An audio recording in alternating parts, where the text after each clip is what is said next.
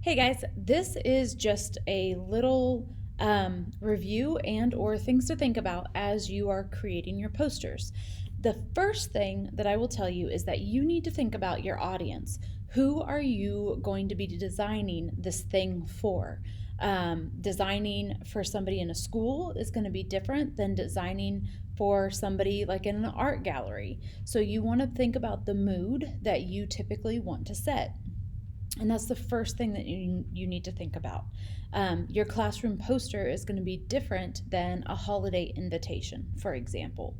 So, the second thing that you want to make sure to do is before you start designing or after you have your first draft, you need to do research.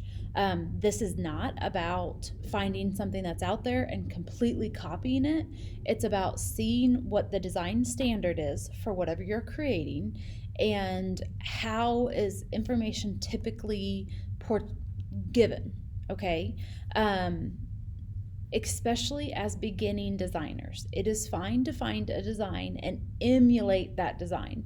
Again, we are not specifically copying anything, but you do need to know how that information is going to be best given to other people. So research if you're doing the keyboard shortcut poster. For example, go to Google and Google classroom keyboard shortcut posters and see what proximity they've used, what color schemes before you actually start or after your first initial design.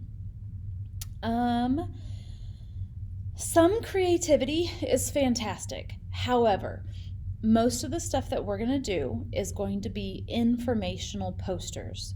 So when somebody looks at it, the main thing they should get is the information that you have to give them, not this big fantastic graphic that you think is really neat. Yes, we want it to be visually pleasing, but that's really just a supportive part, not the main focus of the designs that we'll be making. Really, really, really important, again, as beginning designers and as what we are creating, is that you want to keep your product simple, okay? There is an acronym and it's KISS, and it's keep it simple stupid, keep it simple silly, whatever you want to do with that last S, but keep your design simple. I tell kids you need to be able to walk before you can run. There's the whole rules are made to be broken. Yes, but you have to know the rules first. Okay, so make sure that you have the foundations of good design and then you can try and go crazy later. We are not there yet. Okay,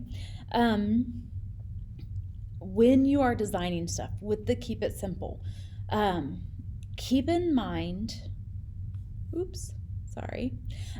keep in mind the background. One of the first things that my students typically want to do is fill the background with color. Well, first of all, that really fights for attention. So if you have a full black background or if you have a full red background, that is the first thing that your viewer is going to see. And really, especially for informational posters, white is what you want to go with. White in the background. There's two different reasons. One, for attention, because then your stuff stands out more. But the second reason is it's cheaper. Okay, so if you are going to do an 11 by 14 poster or a 24 by 30, if you fill that entire sucker with black in the background, holy cow, that's a lot of ink. Okay, so you just have to kind of think about that also. All right. Everything that you put on your posters should serve a purpose. Everything that you put in all of your designs should serve a purpose. A graphic should support what the main idea of your poster is. You don't just put stuff on a page just for funsies, okay? It should serve a purpose. You also want to have one main wow thing, whether or not it's your color. If you have a graphic, you have one graphic, you don't have a graphic in each corner. That's a big no-no. When you go out and you research stuff, you're never going to see a little flower here, a little flower here, flower here and a flower here. It's not going to happen. And if you do see it, it's not a good design. So you can use a flower, but you make it the focus and not little bitty, okay? Everything should support the information that you're putting on there and not compete with it. So when your viewer, sorry, I have something in my throat, hold on. Excuse me. So when your viewer sees your poster, that is what they focus on, not the flower or not the fun little color thing that you have going on in the background. Okay? Lastly, this is a process. Some of you may have already done your classroom poster and you're going to have to go in and do some revision and critiques. Some of you may just be starting. I very seldom start a design that ends up like I began. You go back and forth and a color doesn't work. This font doesn't really work. So it is a process.